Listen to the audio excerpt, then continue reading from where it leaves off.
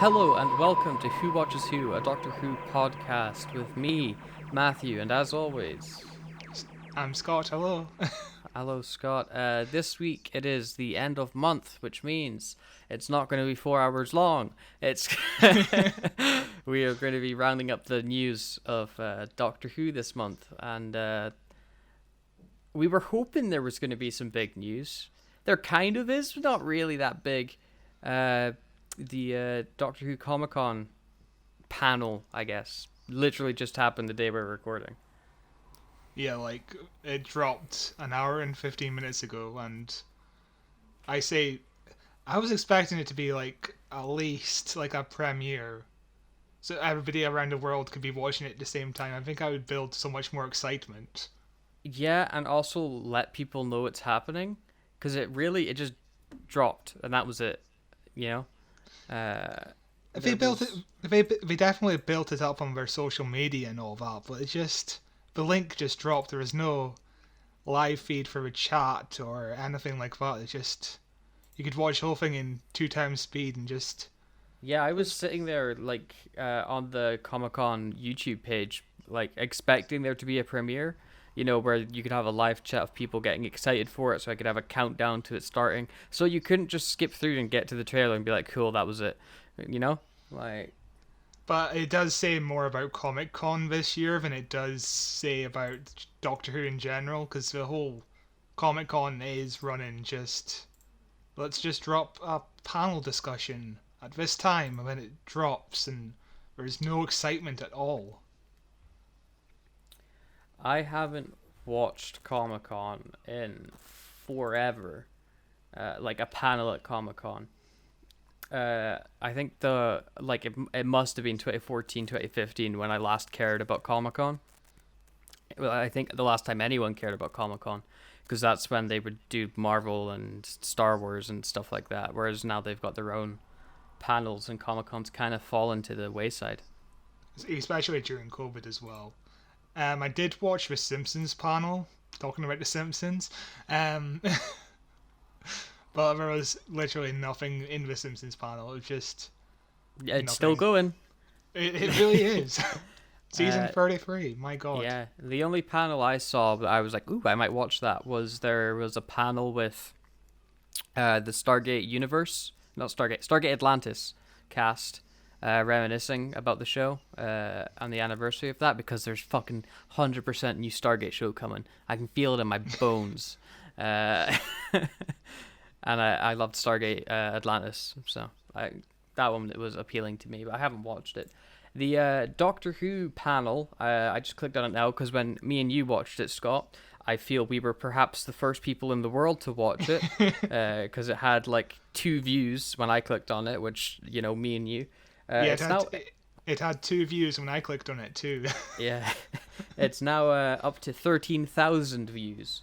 So a fair few more people have watched it. Unfortunately, the likes and comments are all turned off. I wonder how much that is in comparison to the other. I'm just gonna have a quick look to see what the other... What's YouTube's not YouTube, what's Doctor Who's popularity? In comparison... It's definitely a lot more than like the other one that has just been dropped, like 34 views, 21 views. Mm-hmm. Oh, they've put the full trailer up on oh wait, no, sorry. Have they? Yes, they have. Season 13 trailer. Oh, it's longer. Oh. No, it's not. It's like a minute long. It's not longer. It's just they do that thing at the start and where they show the trailer at the start. Yes. Right. They tricked me, goddammit. By the looks of things, there's only one panel that's like bigger than Doctor Who's at the moment. It's the Walking Dead panel, which makes sense because that's on its final season. Yeah. Well, I mean, like every other show has their own dedicated panel now. Don't like not panel, their own dedicated convention behind them. You know, It like really does. It's there isn't really a Who con that's big enough to reveal Doctor Who news and trailers, is there? All right. Anyway, enough talking about Comic Con. I think we should talk about the panel itself. I thought the panel was fine. It was as safe as I was expecting it to be. You know, when they were like, and Jodie will answer questions about Doctor Who and stuff like that, and they were obviously like pre-screened questions about like what was it like shooting, what was your favorite moment on set. There wasn't really that much information to be gauged from the actual panel discussion per Yeah, se. literally questions they've been asked over and over again for like the last, I don't know, 4 years.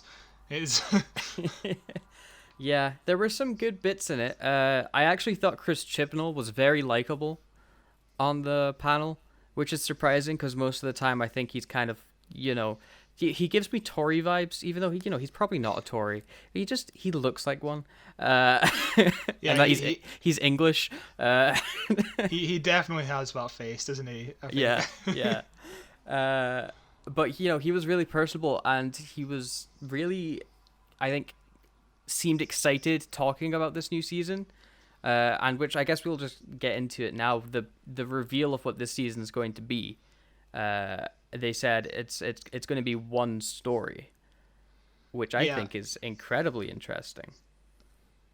So do I. I think it's the first time we've actually had like one continuous story last throughout the season since Trial with Time Lords, which was in Colin Baker's second and final season. So yeah, it'll be super interesting. It will also be interesting to see how well it does in the ratings, because Doctor Who, believe it or not, does really well in the ratings still. But it's been an episodic show since it came back. Every show's been self-contained, minus a two-part here and there. So I'll be interested to see how many people actually stick with a serialized season. I'm actually more interested to see the response that people take when they view it in a binge session. So like a continuous 8-hour binge. Like I think that's where the demographic is going to be for this season. Yeah, it would be interesting.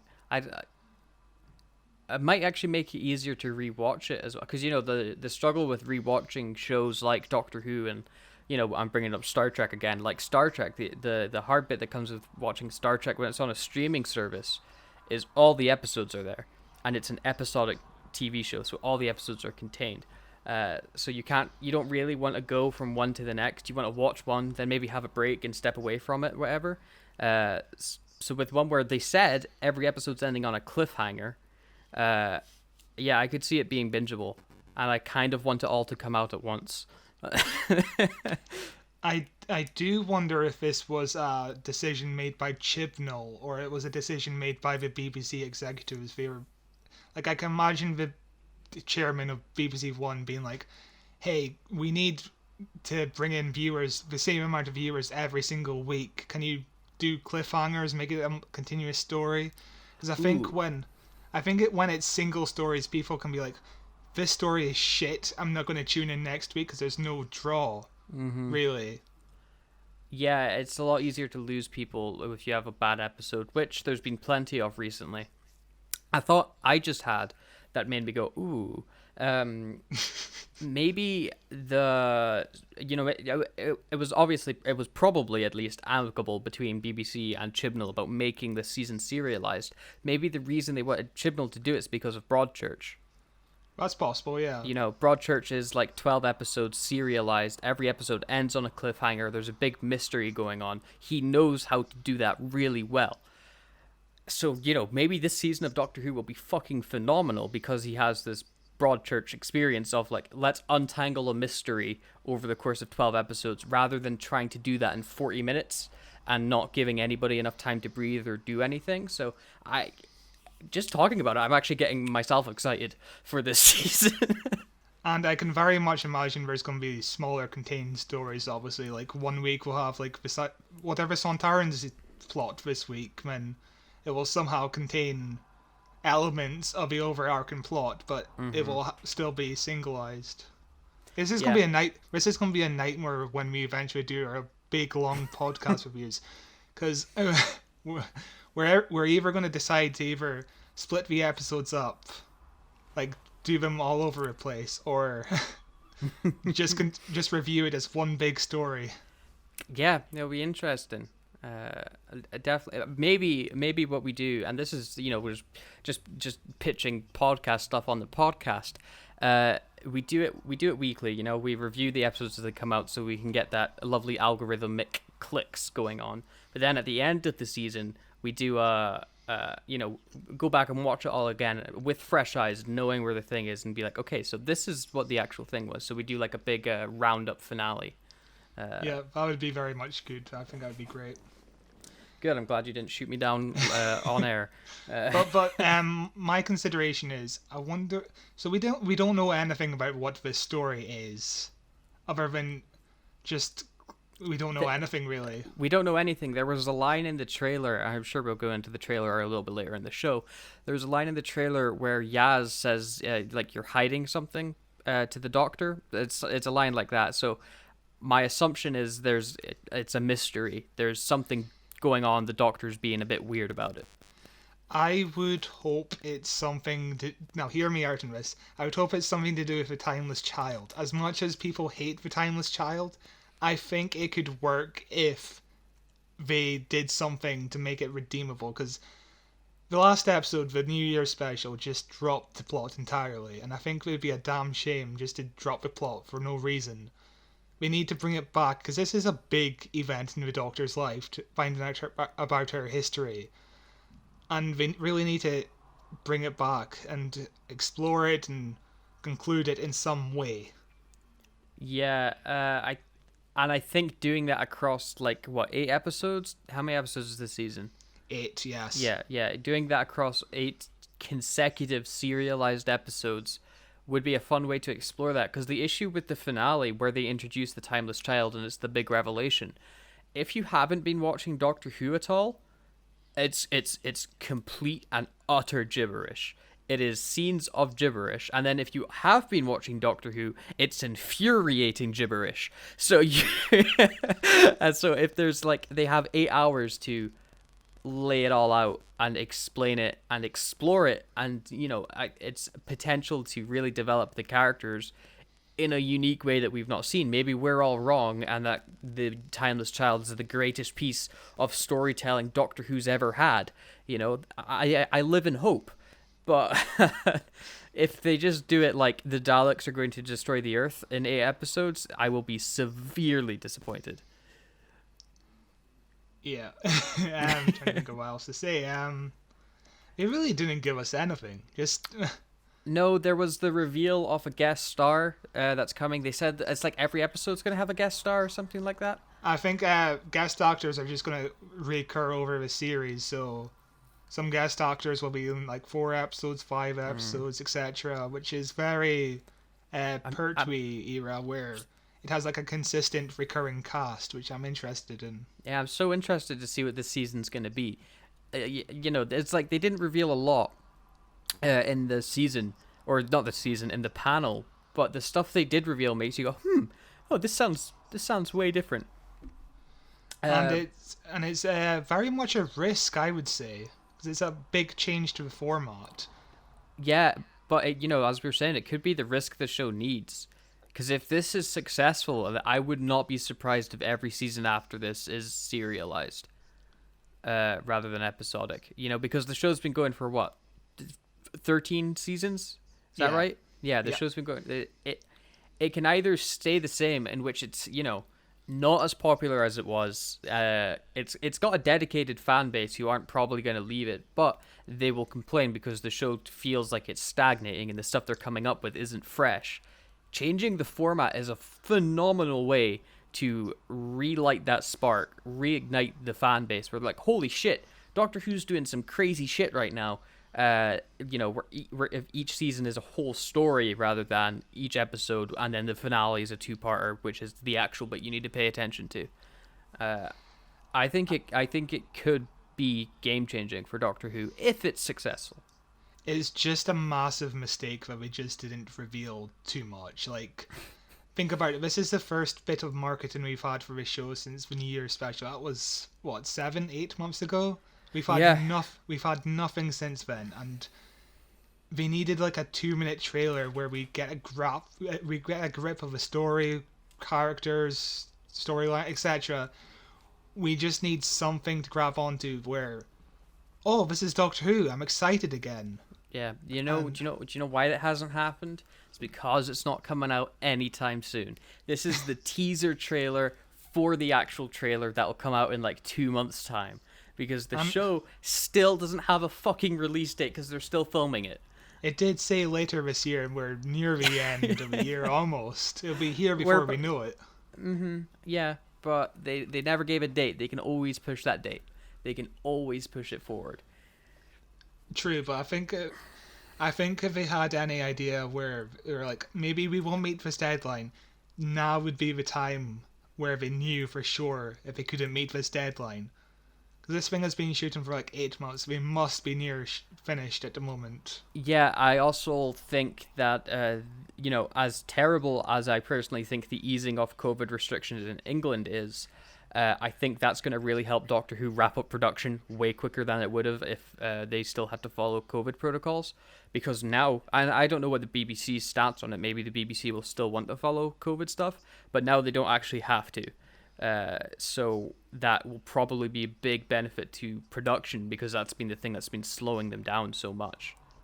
My presumption is we'll be finished in like 3 or 4 weeks, and just I'm not sure if they'll announce they're finished. They probably will, but I think they will be finished because we're probably on like episode 7 or 8 at the moment.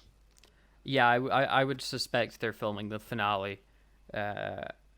I mean, I don't know what their shooting schedule is, or if they shoot multiple episodes at the same time. So really can't speak on it. But for all I know, they're shooting the first scene of the first episode. Who fucking knows? Although a thought I just had that I would fucking love, and I really hope Chibnall pulls out like Moffat level big brain, is this is a whole serialized season. What if it's got some real time travel fuckery in it? You know, I would adore that shit. If we see the Doctor at different points, if we're doing the Timeless Child, we could see different versions of the Doctor, all interacting. Go balls to the fucking wall, Avengers style with it. Yeah, I'm kind of based on what you're saying. I'm kind of thinking Back to the Future 2, where they cross over their own time stream, or the end of Series 5, where I haven't seen that one in a while. What happened? But yeah. What was season 5? Who was the Doctor in season 5? Matt Smith. It was a big the Impossible Pandorica. Astronaut one? Oh, Pandorica opens. Yeah. Yeah. And it was a big whole thing where he keeps on jumping throughout time and yeah, whatever. We haven't seen it. I haven't seen it in a while. Forever. It's been a long time. Yeah, but I think they have a real big potential here to do some real fuckery with Jodie and time travel and the Timeless Child. And hey, maybe they'll bring back the fucking Time Lords again. In terms of marketing, I'd rather be in this situation where we don't know anything than the situation we were in 4 years ago when we knew that the two Masters would be in the Series 10 final. Because that was a big clusterfuck. It was like the series hadn't even aired yet, and we knew that John Sim was returning as Master of Missy. Yeah. But yeah, it's strange that they haven't revealed even because we know the Weeping Angels and the Suntarans are coming back. Yeah. Those photos leaked, and there was a comment just on the trailer where someone was like, guys, we all know the Suntarans and the Weeping Angels are back. The photos are everywhere online. It's okay to show them. That was from Cybrus16. And yeah, I don't get why they're hiding that fact, but yeah, what, like, we could probably go and watch the trailer now and just review what we see. Okay. There's nothing to see, really. No, there's not. The trailer opens with Jodie walking through the mist into a very nice close-up shot. I do love the cinematography of her seasons. She's the best fucking camera work Doctor Who's ever had. Oh yeah, I think this is part of why it's taken so long to shoot, because they're taking so much effort just for cinematography alone. Yeah, we then get a very quick flash of the Doctor returns. What do you think of this new logo they're doing, by the way? It's It's like the Doctor's rainbow strap with the Doctor Who logo on it. I think it's okay.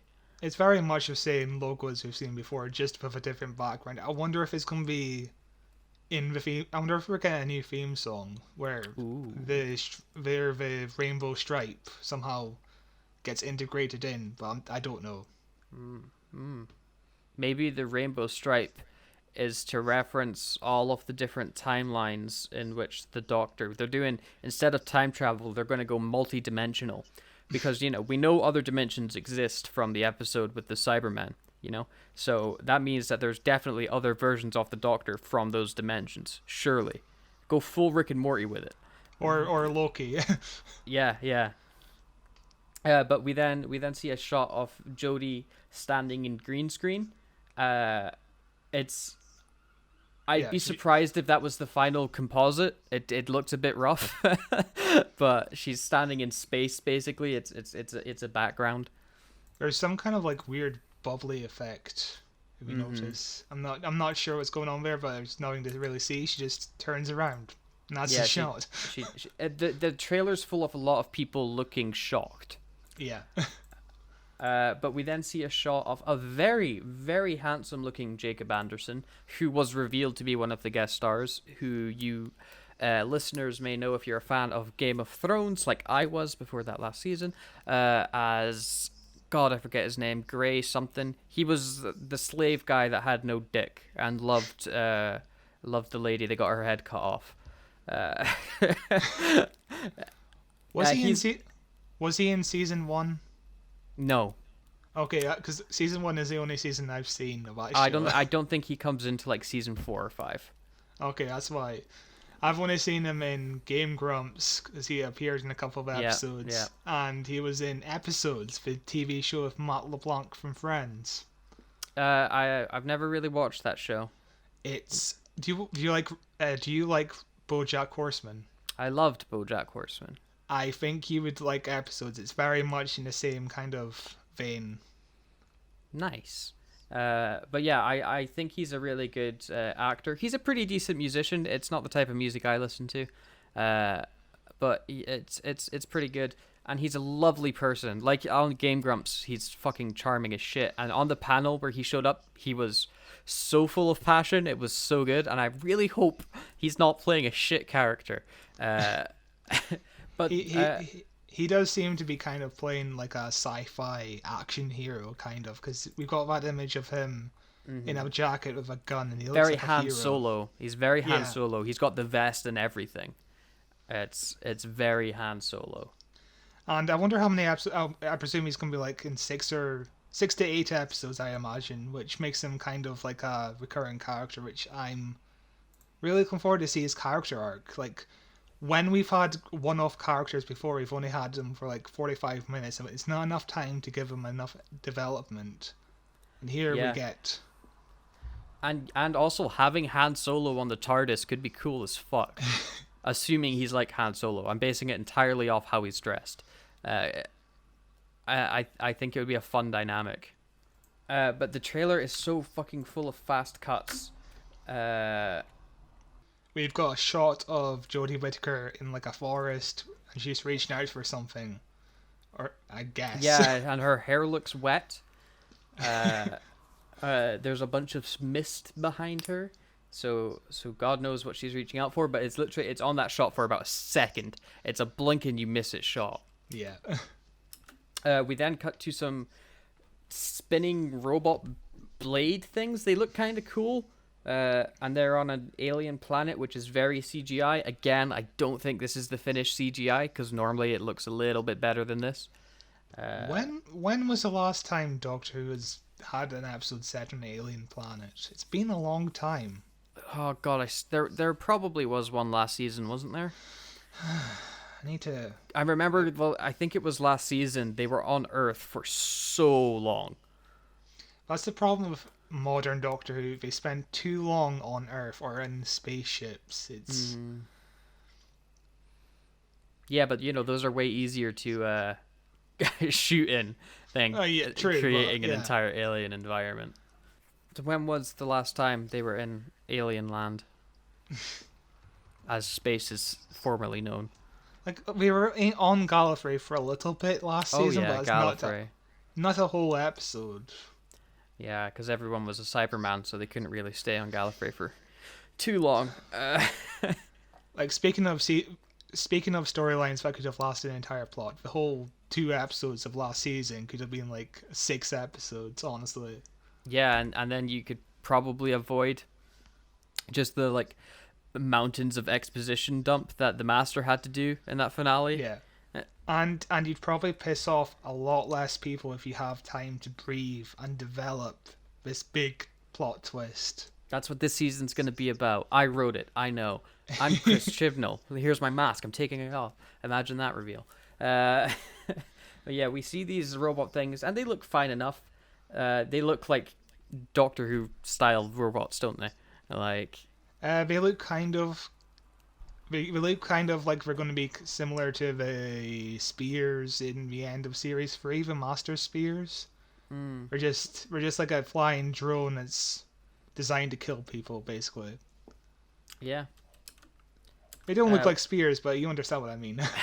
We then cut to oh my god, what's his name? Comedian man, new guy coming on the show. John Bishop.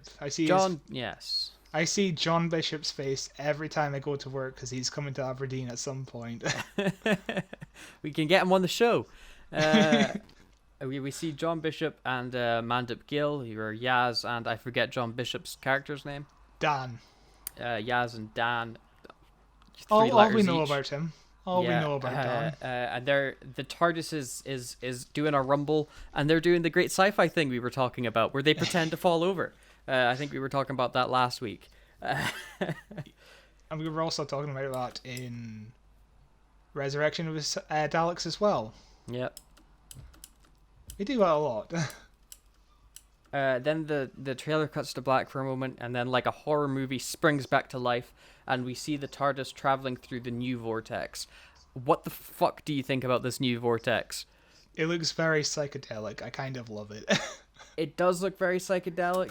It also kind of looks like, right?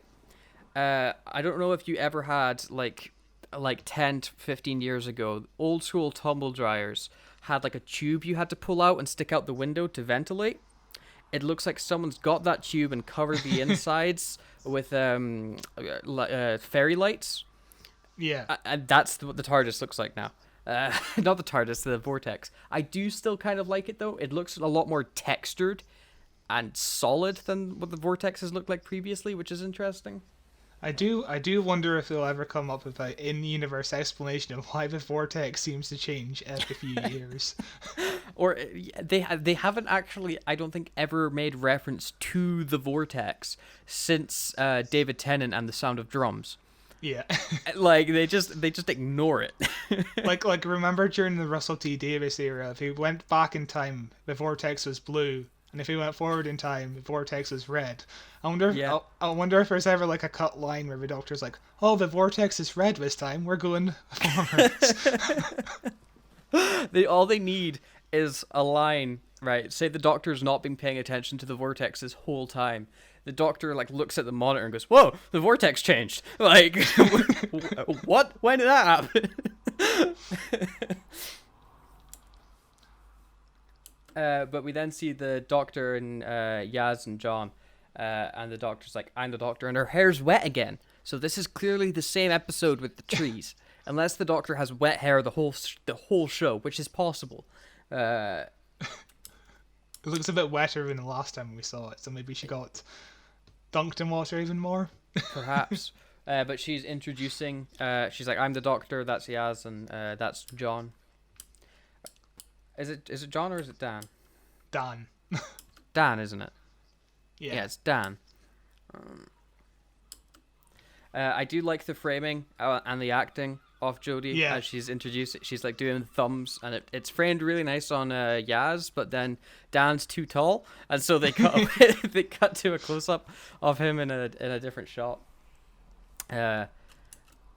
Which I think we get our first actual lines from him He says, As "No way." as the character Dan, he goes no, which I'm guessing he's looking at the TARDIS.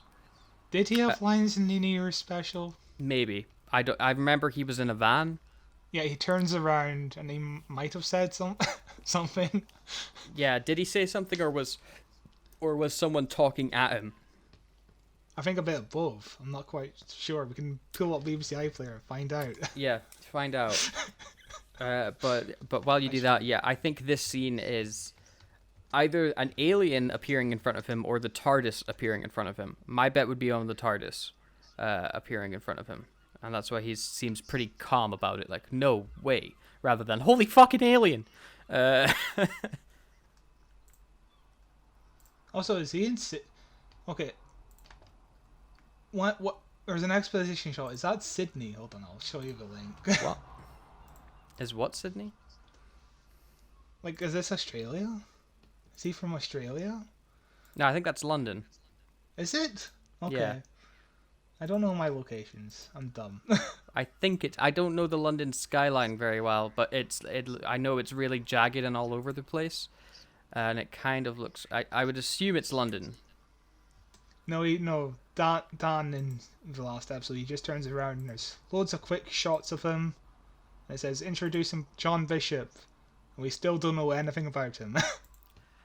Actually, it's probably not London. It could be someplace in Wales. Possibly, yeah. Because everyone's talking with a Welsh accent, aren't they? Or is it Liverpool? I don't know the accent that he has. Is it Wales? Is it? Does he have? Is it Liverpudlian? Where's he Maybe from?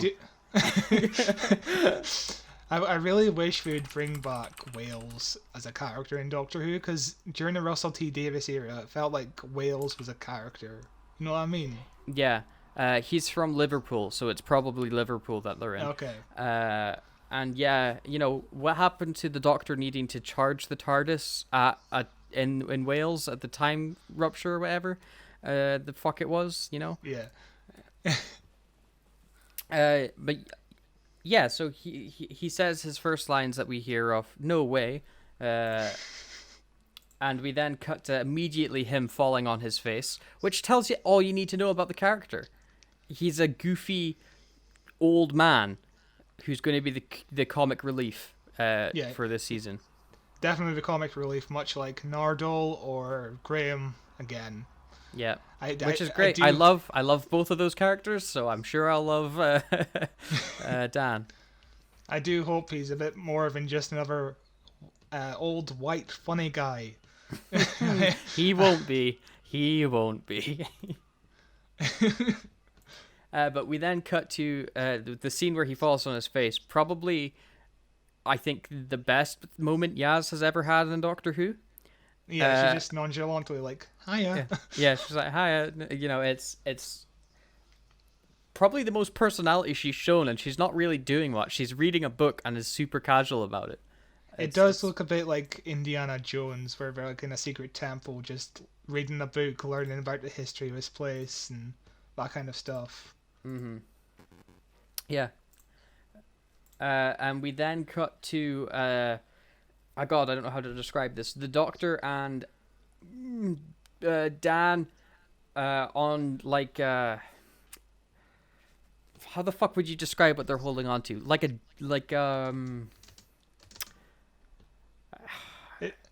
It's kind of like a spaceship, but it's like a glider with engines on the side. Yeah, a glider, like a Green Goblin glider. Yeah, but they're hanging off the back of it. And it's fucking zipping by, and they're on the same alien planet where we saw those robots from. So this is making me think that the trailer they're showing is all footage from the first few episodes.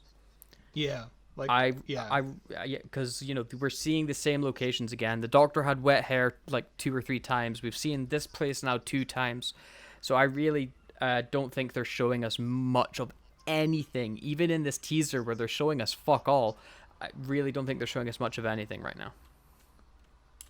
Again, I just want something. I wonder when the next trailer will be. Oh, like next year.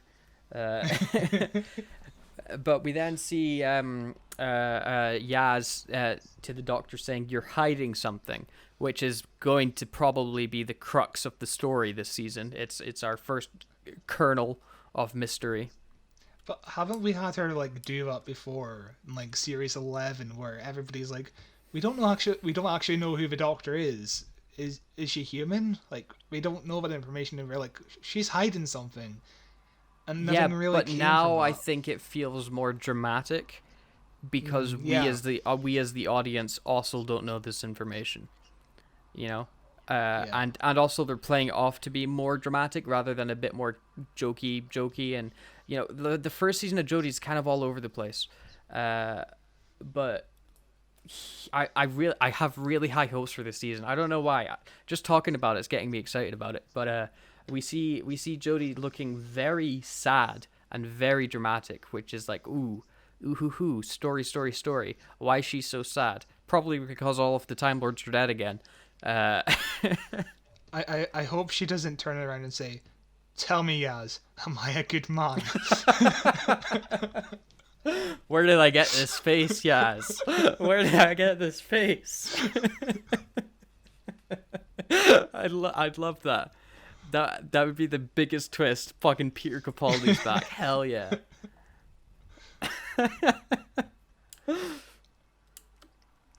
We then see the Doctor telling everyone to get inside quick. Weeping Angels. Maybe. I could see it being Weeping Angels because no one's blinking. Everyone's eyes are wide open, especially the Doctors. The Doctors are in fear, sure. I would suspect it's Weeping Angels they're escaping. Could be anything. It could literally could be anything. Yeah. We then see a good old pal Dan falling through a dark tube with lights. I'm guessing he's being abducted by aliens. Perhaps he's being abducted by our good friend Jacob. Is that his name, isn't it? Yeah, Jacob. Yeah, Jacob Anderson. Because he said on the panel he has his own spaceship, so maybe this is how we get introduced to him. I am getting kind of Captain Jack vibes off of him. You know when Captain Jack first appears in the Empty Child? Maybe that's why he's here. Maybe he's to replace what was going to be Captain Jack. Like Captain Jack is introduced by beaming up Rose Tyler into his spaceship. So, Yeah. similar vibes is all I'm saying. We then very, very quickly see the Doctor loading up a slingshot to fire at, I'm going to say, a Sontaran, because these are the only aliens we know that are going to be there. And I think the image of the Doctor firing a rock at a Sontaran's head would be funny. Also, they have the button on the back of their neck, don't they? That's exactly what I was going to say. Maybe she's aiming for the back of the head. Yeah. See, she could knock one out like that. That makes sense. We're putting it together. We then have Jacob. Also, there's somebody with her. Hang on. In the shot with the Doctor holding, who's this person to her left? That's not Yaz. I don't recognize the actor, but that's clearly another character we've not been introduced to yet. Yeah, it's very kind of out of focus. It's hard to see. We then have Jacob Anderson going, whoa, doing his best Keanu Reeves. Whoa. And we see good old Dan looking scared again. As I said, everybody here looks terrified constantly. We see Yaz looking scared as well, and then we cut to the Doctor, whose hair is looking a bit disheveled. She looks pretty tired. We know she's not regenerating, so it's not as if she's about to regenerate. But clearly something bad has just happened, and she's fried from it. Like, holy fuck. She does a sly wee smirk, and then we get the new logo, which is really just the old logo with some rainbows behind it, kind of textured. Over on the right, you see it's like some like ground or something. Yeah. But it looks fine enough. Doctor Who returns later this year. And then Jodie asks, any questions? No, see you soon. I'm like, fuck you, I have loads of questions. What are you talking about? But yeah, that was how long? So 40 seconds, about 40. Actually, not even less than that, about 30, probably 35. Yeah, it's very nothing. very short trailer. mainly of people looking shocked. Basically, no information, but I'm still super excited. Like, show us the Sontarans or the Weeping Angels. At least bring back the old fans, because, like, something. They're saving it for the actual when they reveal the date of the show. I think it's because they don't know when it's airing yet because they're not done. So I think they'll start to reveal stuff when they finish shooting. And that's going to be pretty fucking exciting when it does happen. Hopefully soon. Hopefully by the next news show where like the Doctor Who trailer dropped. Hell yeah. And we're not like still no Doctor Who news. Woo. Can I just say something? October 31st is a Sunday. And that's like a perfect time to start Doctor Who, I think. Like, Halloween. Why not? Do you know why it's not the perfect time? Why? That's my mum's birthday, so. No one gives a shit about your mum. So I won't be able to watch it probably. But also December 12th is a Sunday as well. That's my birthday, so Doctor Who on my birthday, boy. You know what, Scott? No one gives a shit about you. True. Yes, that was the Doctor Who panel mostly. There wasn't really much more information. They talked a lot about being on set and how much fun it was and how everyone gets along, and it was like, yeah, okay, this is nice to listen to, but there's not really any news from this. If you've listened to any Doctor Who panel discussion over the last, 10 years, you know exactly what you're going to get walking into this. It's the same bog standard stuff.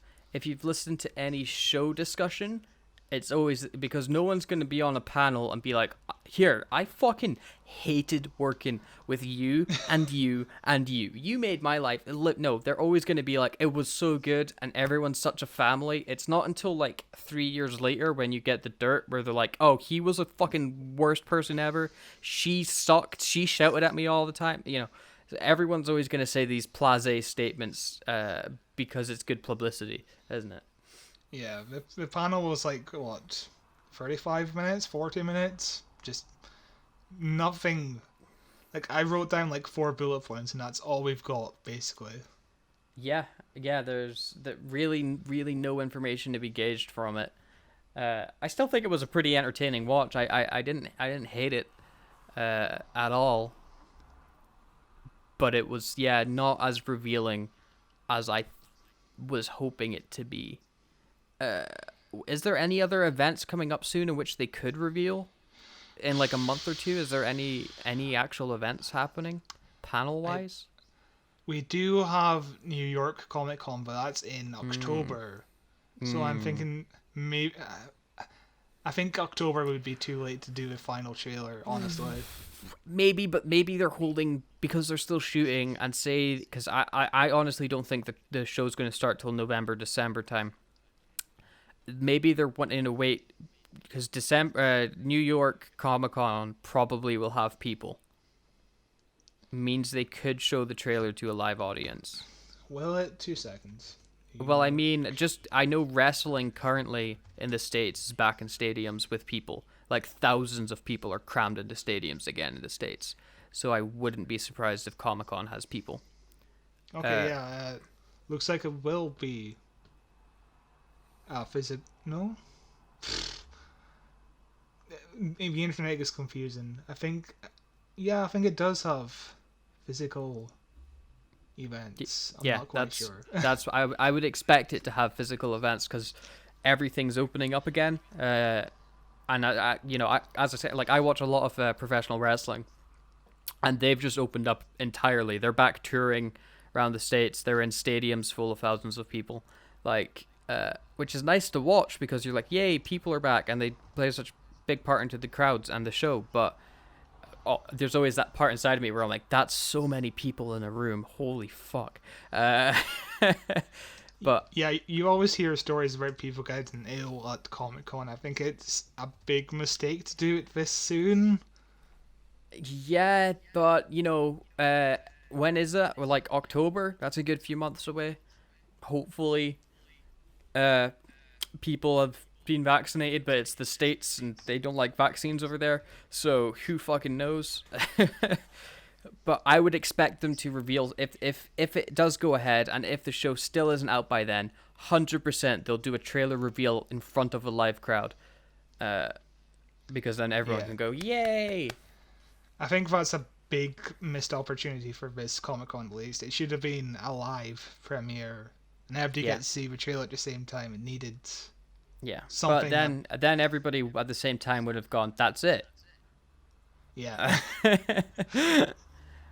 But shall we move on to the next part of the news, Scott? Yeah. It's a bit of sad news actually.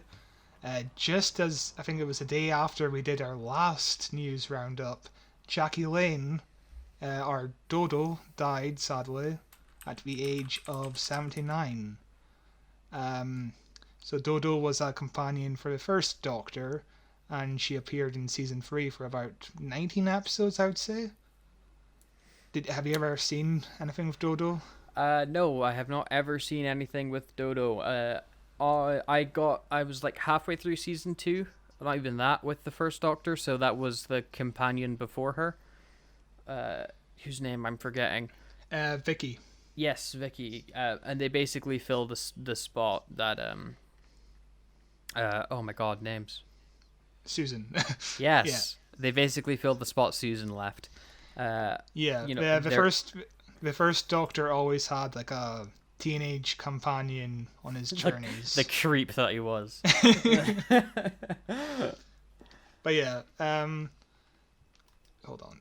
She started in theater. She was actually going to audition for Susan, which is fascinating. When she was pitched the show, she heard it was going to be 6 weeks, and she was like, "Oh, I'll go for that."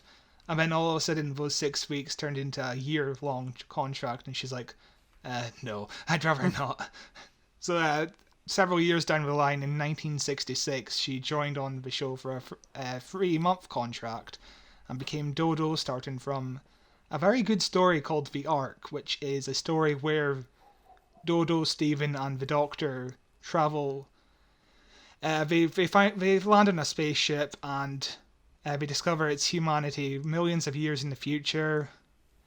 Dodo has a cold, and these humans haven't had the cold for years, so they've gone past the point of having a cold. So the cold is like a very dangerous thing to them. They no longer have the antibodies to fight it. Yeah. Yeah, and it's a very interesting story. Yeah, sounds good. I'm sure we'll cover some of her stories in the future, and it'll be tragic yet endearing, because classic Who back then always is. It's so weird. It's such a strange wee show. At least she lived a long ass life though. Yeah, she sadly never did anything with Big Finish. But after she left Doctor Who, she decided acting wasn't for her anymore, and she became an acting agent instead. She was the agent for somebody called Tom Baker. Not quite sure who that person is. Clearly, she wasn't that good of an agent then. But yeah, she became the agent of Tom Baker, Janet Fielding, who we saw in Resurrection of the Daleks, who played Tegan. She got knocked out by a Dalek plunger. And Nicholas Courtney, who we just saw in The Demons, playing good old Brigadier. So what you're saying is she became Doctor Who's casting agent. Pretty much, yes. I mean, interestingly enough, this is unrelated, but during research for the movie, I found out that Janet Fielding, who played Tegan, was the acting agent for Paul McGann, who went on to become the 8th Doctor. So it's an odd little world the Doctor Who is. Yeah. So what you're saying is we need to find someone who used to be on the cast, who's now an agent, and get them to cast us in Doctor Who. Simple. But yeah, sadly, a lot of her episodes don't exist, and a lot of work she's done outside of Doctor Who does not exist at all. Like, Doctor Who is all she's really known for, which is a crying shame, because the BBC is really shit at... In the 60s, we were really shit at just destroying every tape. Yep, it's the biggest tragedy of Doctor Who, I think, personally. I think it's real sad. But yeah, rest in peace, Jackie Lane. That's all I have to say. Indeed, indeed. On The net, to on to very good news. Doctor Who: Edge of Reality, a video game, one of those fancy video games that'll rot your brain, has finally got a release date. And what is that release date, you ask? Well, allow me to scroll through this article and find it. I have to disable my ad block. Wow. Wow. Ba, ba, ba, ba, ba. The release date is confirmed of the 30th of September 2020. 30th of September 2021, which is pretty good. It's a VR game, isn't it? I think it's a bit No? of both. No, it's It's not. gonna be It's launching on the Switch and PC and Xbox and PS5 and stuff like that. It's not a VR game. It says right here in the article. I'll definitely get the PS4 or the Nintendo Switch. I'm not sure at the moment. I'll get it on PC because I am the superior one. Do we know what type of game it's gonna be? It's a is bit it like an it's a bit of a cross genre game. It's got shooting, it's got strategy, I presume platforming. We haven't seen any gameplay footage. We've only got a trailer, which I will. It doesn't link really to show. you. Yeah, I just watched the trailer. It doesn't show much, does it? There's gonna be a new villain, I guess. Interesting. I look forward to it. I really like that Doctor Who's recently diving more into video games. You know, they did the VR game. They've got the Weeping Angel game on your mobile phone, which I completed in like a day. It's fine. They've got this new one. It still doesn't fill the hole that I've always wanted for Doctor Who, which could possibly be the greatest RPG game ever made. But, you know. So we've got a description. It stars the 13th Doctor, voiced by Jodie Whittaker, and we've got David Tennant, who apparently makes like a quick cameo and a guest appearance. I'm not sure how much he's going to be in the game, but they really do love pairing the 13th and 10th Doctor. But the description is: enter the Chaosverse, where reality itself is threatened by a series of time-breaking glitches, and partner with two formidable Doctors as you seek to uncover a deeper mystery. Confront a terrifying new threat and face classic Doctor Who monsters including Daleks, Weeping Angels, and Cybermen. I wonder if it's going to be a puzzle game. Do you remember those video games around 2010? They were computer games. They had You're going to need to give me a little bit more than do I remember computer games from 2010. There was about 5 of them. They had a voice cast of Matt Smith, Karen Gillan. I think Arthur Darvill was in one of them. No, I don't. It launched on like the first one launched on like the day the 11th hour dropped. They're okay, but not the best. Yeah, I could see this being a puzzle game where you have to use like time and stuff to solve the puzzles. Hopefully, it's not too kiddie. You know, because if they're going down the video game route, you know, Doctor Who's aimed at younger kids, they could make it a kids game and make the puzzles really simple and easy to do. Kind of hope they don't, but that's just because, you know, I'm an adult man and I want to play the kids game. I hope it does well though, because I think there's such potential for Doctor Who video games. Honestly, I think there's so much they could do with it. Yeah, they've really been trying Doctor Who video games since like the 90s, and they've never really been able to succeed at all. It's because they've never given it the money that it needs to succeed, or the type of game that it needs. Doctor Who would be fucking phenomenal in like a Skyrim Witcher style RPG. You know, open world, travel around, decisions matter, custom character, whatever the fuck you want. With this fun Doctor Who time traveling story. I think it would be fucking cool as fuck. Get customized your own TARDIS, you know, meet and battle classic. There's so much potential for an awesome fucking video game, and they never do it. Honestly, the only Doctor Who video game I've owned is Doctor Who Top Trumps for the Nintendo Wii. Fucking I Top Trumps. I never owned the video. Actually, holy fuck, I did own that game on the Wii. Oh my god, I think I still have it. memory just fucking unlocked. I did own that game on the Wii. Yes, I played the fuck out of that. I also owned the Top Trumps, as well as the video game. I think my mum bought me the Top Trumps game for like Christmas one year. I've never played it because it looks shit. You never played Top Trumps? Ah, it's a good way to kill like 20 minutes. I've played Top Trumps, but not Top Trumps video game against a computer. Like, what's the point? It kills time. I played it quite a bit as a kid. But that's clearly just because I'm a bigger Doctor Who fan than you. In our favorite news, the news that pretty much just us we care about, Big Finish. Woo!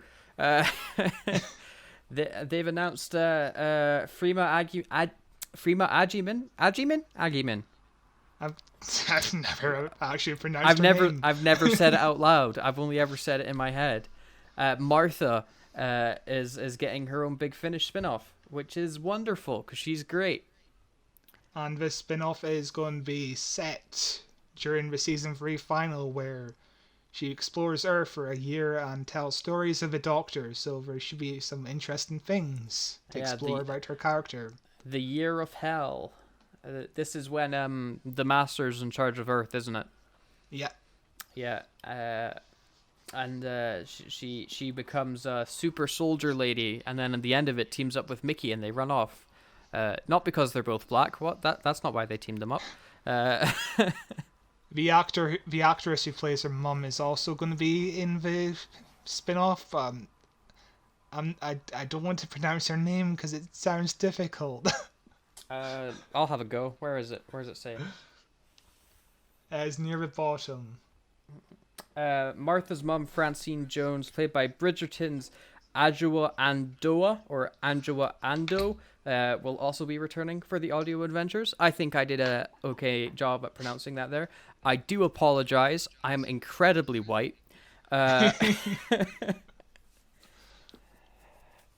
yeah, hopefully it's really good. I mean, of course it'll be good. It's Big Finish. They do a lot of really good stuff, and really looking forward to seeing Martha coming back, because I think she's a pretty underrated companion, and the biggest thing that held her back was she was the Doctor's rebound, and she really wanted to fuck the Doctor. That was the one thing that really held back her as a companion.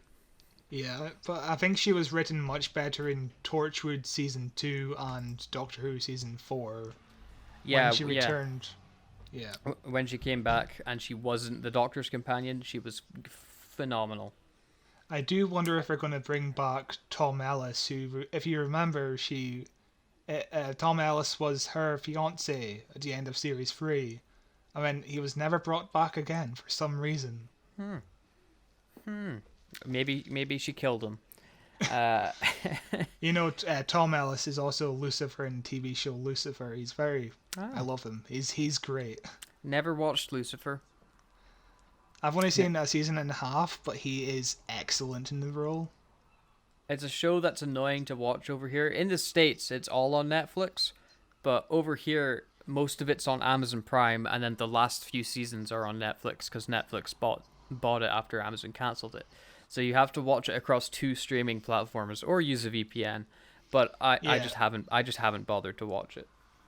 Yeah, I need to get back into it because I think we're about to wrap it up, so I might as well just try and get back into it. Anyway, in other news, finally, at long last, Sarah Jane Adventures is coming to BritBox, and it's the first time it will be available on a streaming service in I don't even know how long.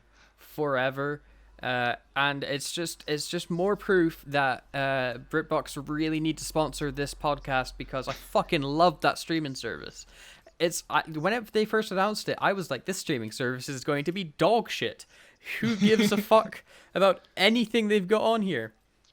Turns out I give a fuck. I love all their programming they have on BritBox. I think it's a phenomenal streaming service for the nichest of stuff you can't find anywhere.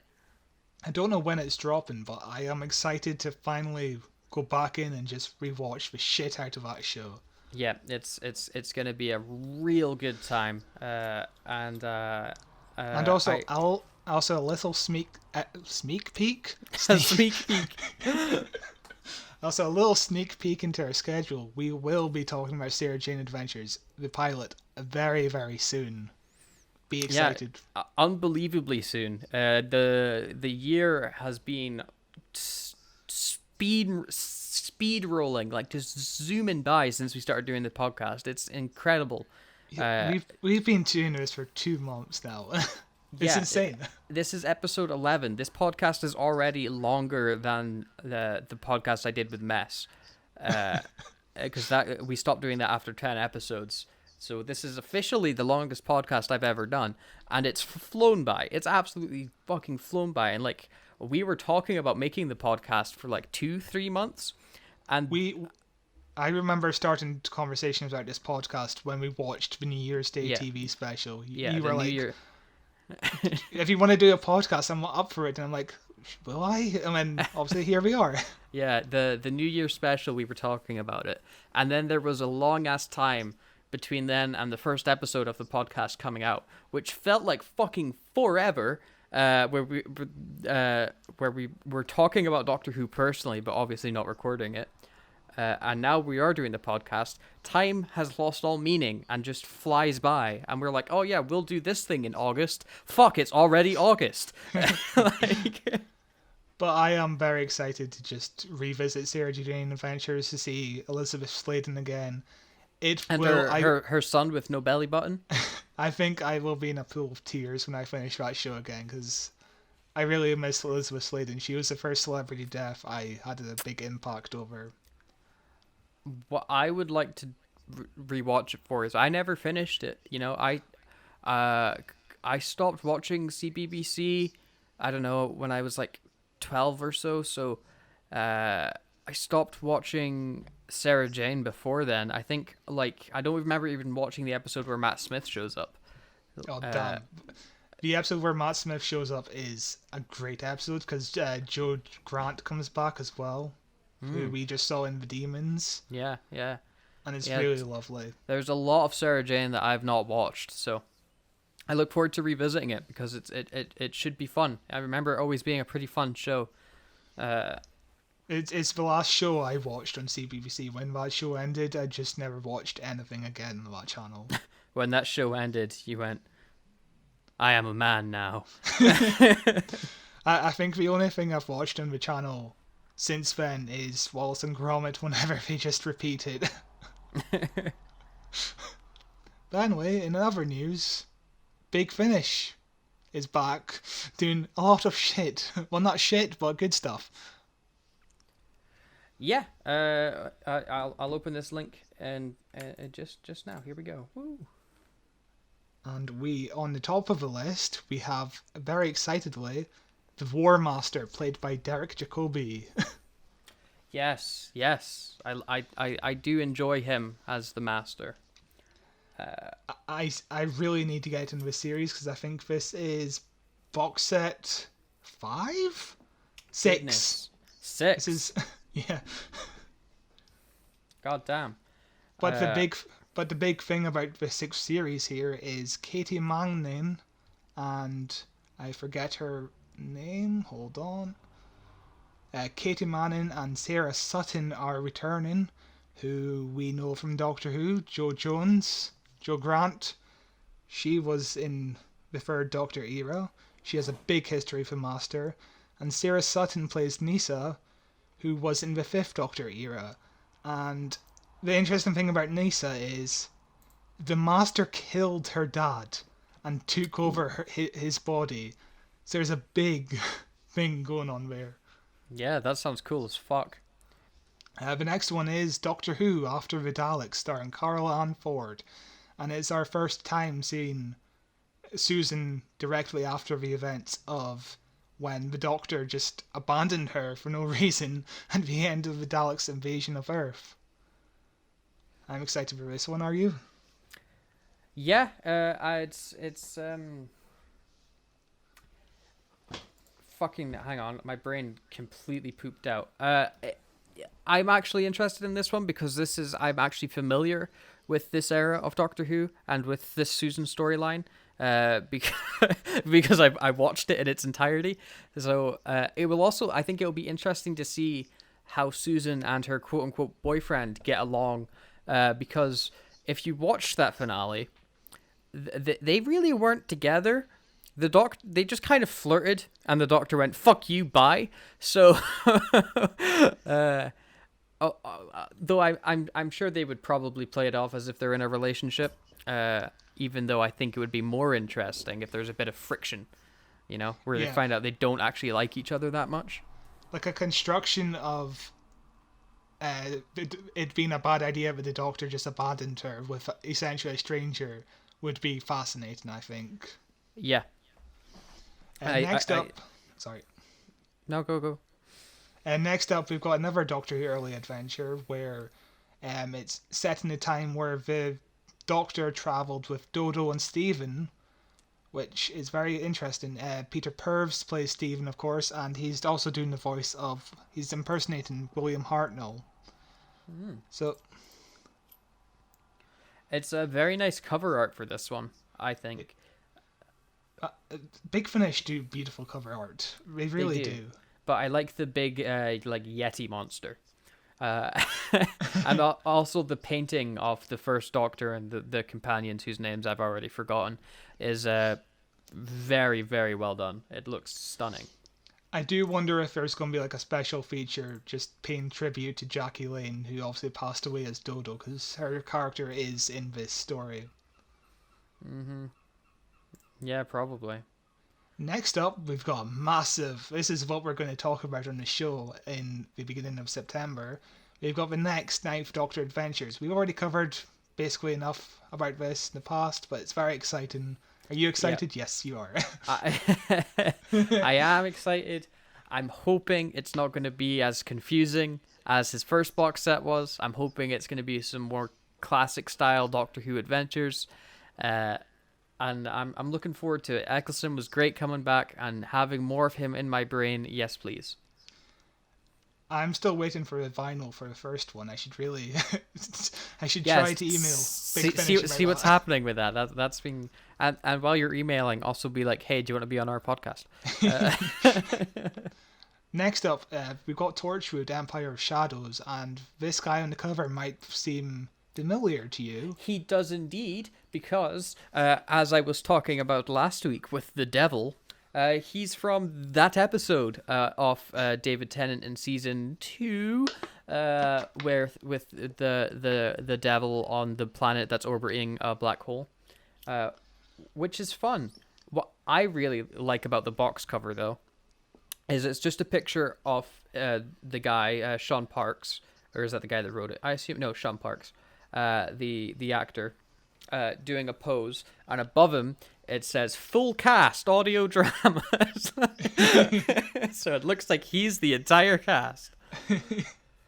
But talk about Big Finish pulling from the deepest crevices of Doctor Who one-liners to get content.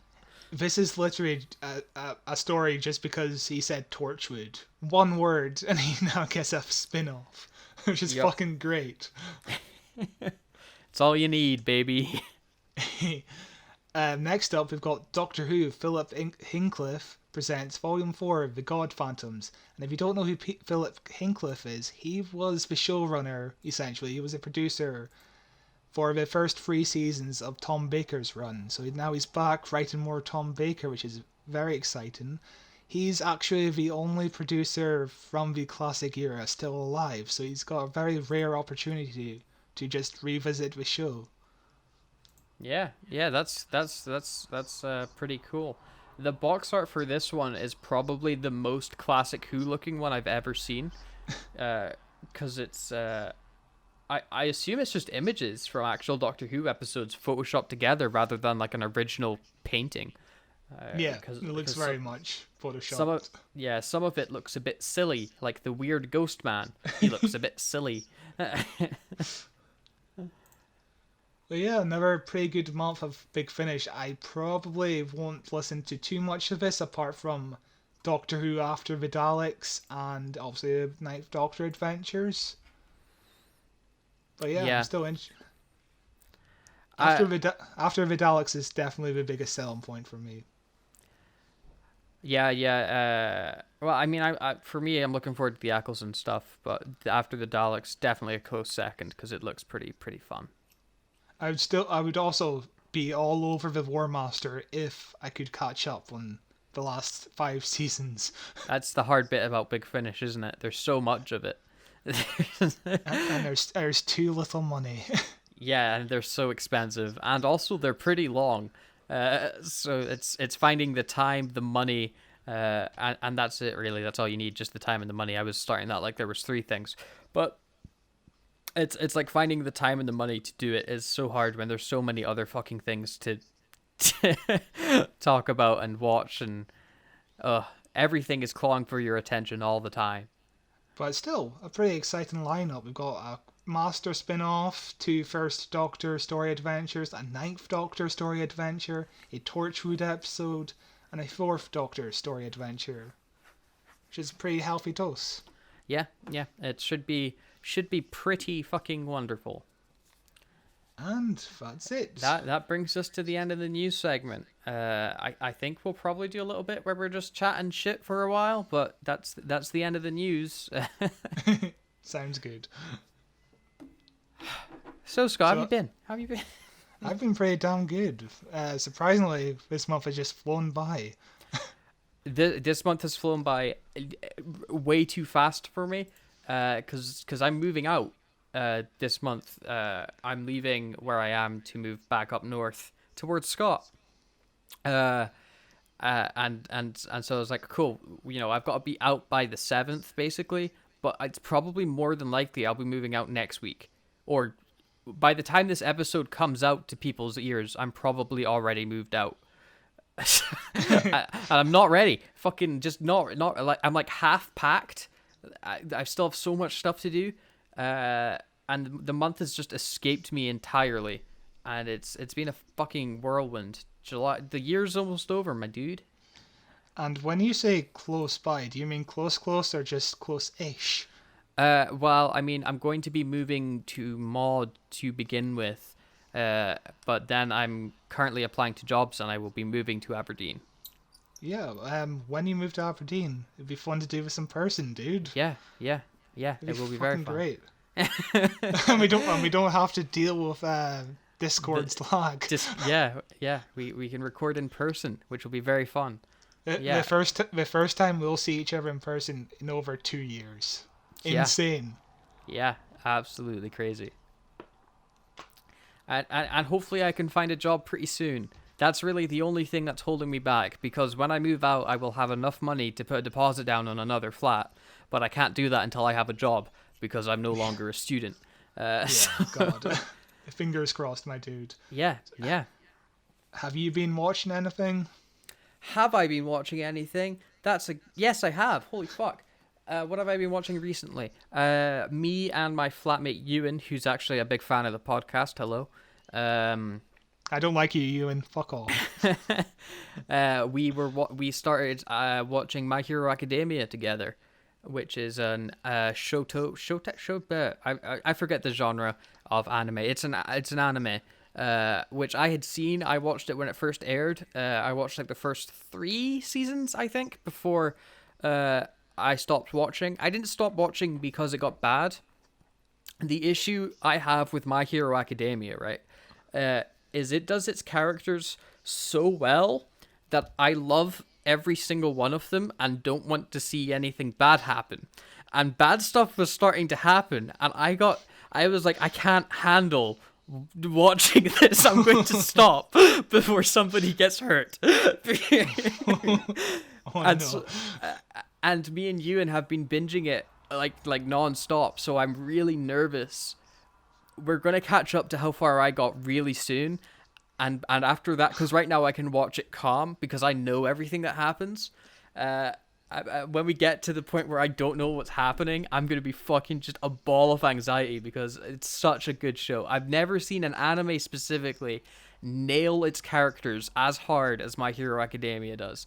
everyone has personality and they flesh everyone out, and you fucking love them all. But that's basically what I started watching. It's Always Sunny in Philadelphia again for, I don't know, the 15th time. I've seen that show from start to finish. I fucking adore it. It is the one show I can have on all the time and still find it entertaining. Just so good. I need to watch both those shows.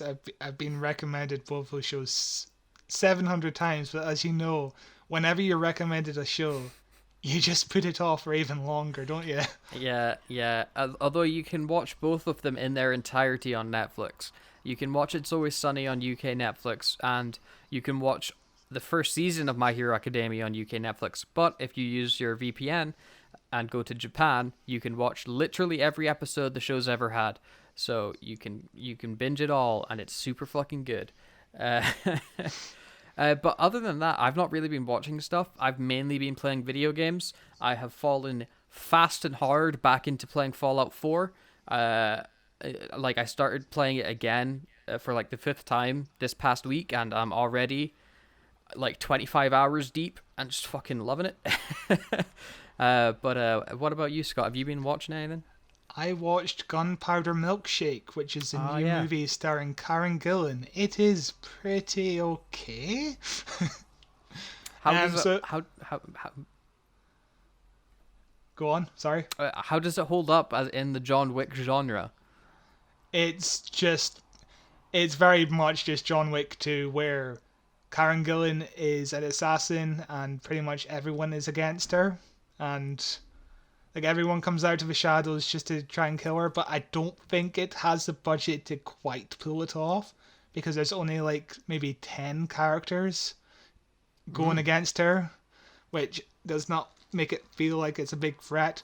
And these antagonists are portrayed in the film as imbeciles, basically, and you just don't buy that they're a bad thing for Karen Gillan. Really, it's not great. Is she good in it at least? Karen Gillan is excellent in it. She's very good at the action scenes. There's a particular action scene where one of the antagonists, she's at a hospital, and one of the guy running the hospital, one of the doctors, is part of the gang going against her, and the doctor puts needles in both her arms where she can't move her arms at all, and so she has to do an action scene without her arms, and it's very kind of like Jackie Chan. She gets her.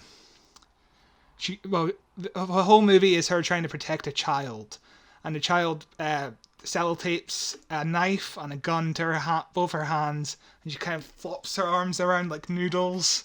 And it's a very Jackie Chan kind of inspired scene. It's a lot of fun. That sounds very cool. What that just reminded me of is a film that I just watched recently that came out on Amazon Prime. That you may remember going viral when we were in college together a long ass time. Guns Akimbo. It's the film with Daniel Radcliffe in his dressing gown holding two guns, looking crazy. And it's pretty good. It's fine. It's fun. It's like a dumb kind of action flick. Daniel Radcliffe's good in it, and they try to aim for like making it more quote unquote realistic at times, but it's still pretty cartoony. It was a fun hour 40. You know, I don't think it overstayed its welcome. I think it was decent enough. I do recommend it. I think there's not a lot of films like it. It's fast paced as fuck. The film doesn't stop. And yeah, Daniel Radcliffe's very good in it. I think he's a tremendous actor in general. But Yeah, I saw that movie just drop out of nowhere. Like, I didn't see a single advert for it being promoted before it dropped on Amazon. yeah, which is never really a good sign. But I think it's worth watching. It must have struggled to get distribution though, because that image of him was like 2018. That image came out, and it's dropping now lacklusterly onto Prime. But definitely worth watching if you have Prime, and everyone has Prime. So I would recommend watching Gunpowder Milkshake. The action scenes are just a lot of fun, and you get kind of like the same kind of John Wick pulpy kind of energy. And Karen Gillan is a lot of fun as well. She's great.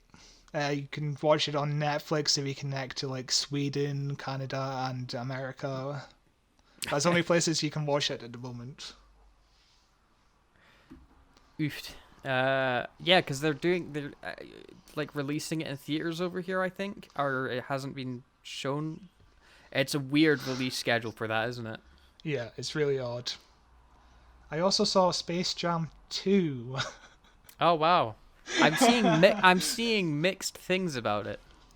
If you didn't like Space Jam 1, you won't like this Space Jam 2. I saw a really weird clip online Of where Rick they and go, Morty? yeah, where Rick and Morty show up. Oh, the crossover with all the properties that Warner Brothers own is just out of this world insane. They own a lot of stuff. It's not a great movie, but neither was the first one. Like, both movies are advertisements, aren't they? Yeah, yeah. So it's no Who Framed Roger Rabbit. No, the only Looney Tunes movie I would recommend is Looney Tunes Back in Action, directed by Joe Dante in 2003. He's the director of Gremlins. And Looney Tunes Back in Action is a flawed movie, but it's a lot of fun. I would recommend it. I'd also recommend Who Framed Roger Rabbit. Roger Rabbit. I think it's a classic. Oh, fucking! It ages wonderfully. Yep, it's a wonderful movie. But I think that's the end of the show, Scott. Yeah. I think we've come to an end. Finishing at an hour 20. Look at that. Oh yeah, how fucking nice is that? An hour 20, not 4 hours. As a little bit of context, at the beginning of a month, not this for us, but at the beginning of a month with the resurrection of the Daleks, we sat down thinking, oh, maybe this will be like maybe 2 hours, 2 hours and a half to discuss the whole story. We watched episode 1 and we were like, oh shit, we've been recording for 2.5 hours just for episode 1. Yeah, we certainly dove deep into that story, and I was like at the time of recording, the part 2 of that podcast came out like 2 days ago, and for me it feels like, I don't know how it feels like for you, but for me it feels like we were talking about the demon storyline forever. I'm like that just encompassed my entire fucking headspace for Doctor Who for like 2 weeks straight, and like and it feels so refreshing to not be talking about the demons right now. I think we definitely found our footing this month though, because we really understand that when we're discussing a 4-part story, we should split it up into 2 parts, because we will go on forever. We will talk and talk and talk about Doctor Who. So...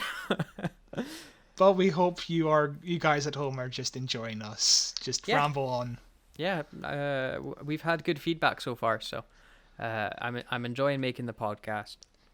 Before we go, we should hint what we're doing. Well, not hint, but tell this coming month. Yeah. Yeah, tell people what we're doing this month. Do you remember? If I pull up the Google document, I will remember. I could just tell you. No, too late. I've done it. Haha. Starting from next week, we will be doing, drumroll please, I know I was just talking about how fucking long we were talking about the demons, but coming next week will be probably our longest episode yet. Maybe not. Don't know.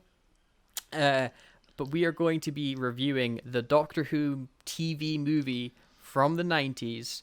We're getting our fucking Paul McGann all up in our face.